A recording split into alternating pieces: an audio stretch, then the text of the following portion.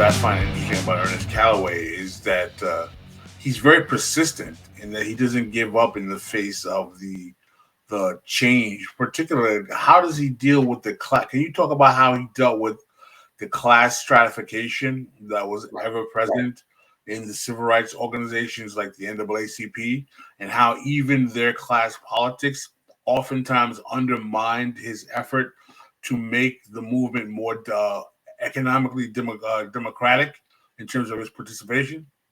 Right.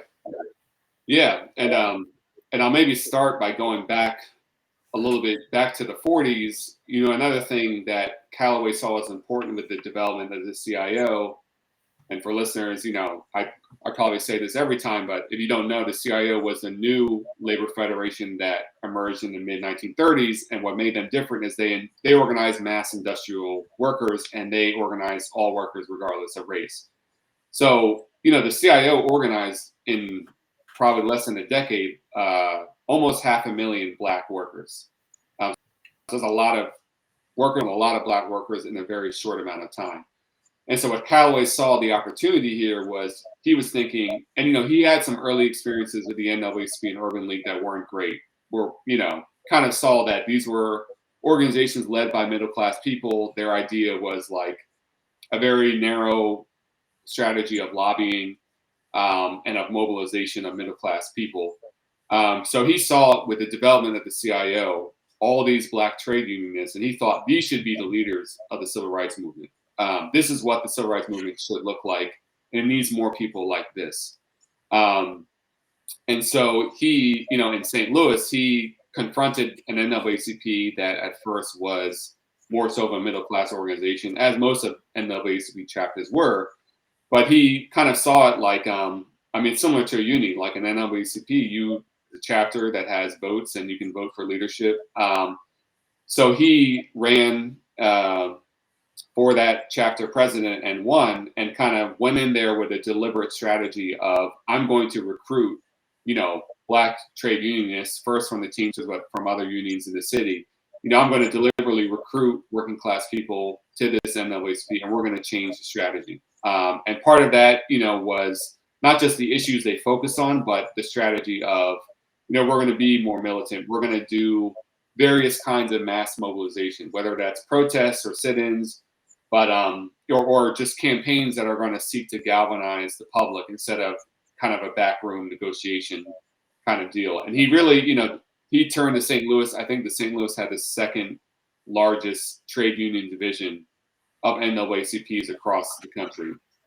And this was actually kind of an interesting phenomenon that happened in various places where Black trade unionists would deliberately kind of go into a local NAACP chapter and take it over with trade unionists and make it more working class in its focus. So this happened in Chicago with the Black packing house workers.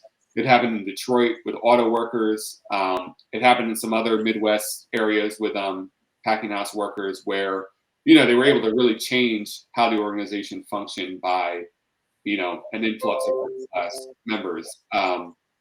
So they did that in St. Louis, and, his first focus was on fair hiring and jobs for Black workers. So they kind of chose what were some of the big industries in the city that were not hiring Black workers, and doing pressure campaigns to get more Black workers in these jobs. And they had some modest successes in that, but he also was confronting kind of two problems. On one hand, he had middle class elements that didn't want him being as militant, that weren't supporting the chapter, taking these stances.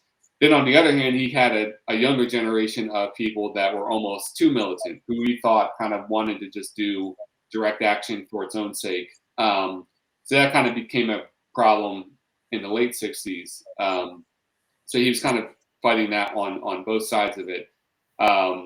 But, he kind of showed it was possible that you could take a group like the NAACP and kind of substantially reform it and orient it more towards a working class base. But he was a very early observer of the fact that, the mainstream of the civil rights movement wasn't really involving working class people. And as the civil rights movement actually was successful, he kind of noticed along with people like A. Philip Randolph and Bayard Rustin, that it actually was serving to widen the gap between the black middle class that was getting gains from the movement, and then the development of, and he might have been maybe one of the early people to use the term underclass in the 60s, to see what was happening as, you know, urban areas were decaying, as, you know, whites but also middle class black people were leaving cities and leaving, you know, a class of black people that weren't able to get employed at the same levels as jobs were leaving, as automation increased. So he was very early on to see this problem and kind of sound the alarm that they needed to deal with it. And one, you know, we could maybe talk more about this, but one interesting fight that the Teamsters helped to lead in the late 60s was a rent strike from public housing tenants. I mean, the strike was initiated by the tenants, and then the Teamsters kind of got involved and helped the strikers, you know, with meeting space, with strategy. They set up this tripartite alliance for housing that the Teamsters helped to run. But he kind of saw that as one good example of, like, you know, the so-called black underclass waging a struggle that wasn't necessarily a black power fight, but was dealing with their material conditions. But he saw that this was going to be a growing problem of, you know, a middle class benefiting from the civil rights movement, becoming even more disconnected from working class black people. And if there wasn't a way to close that gap, it was just going to become a worse situation.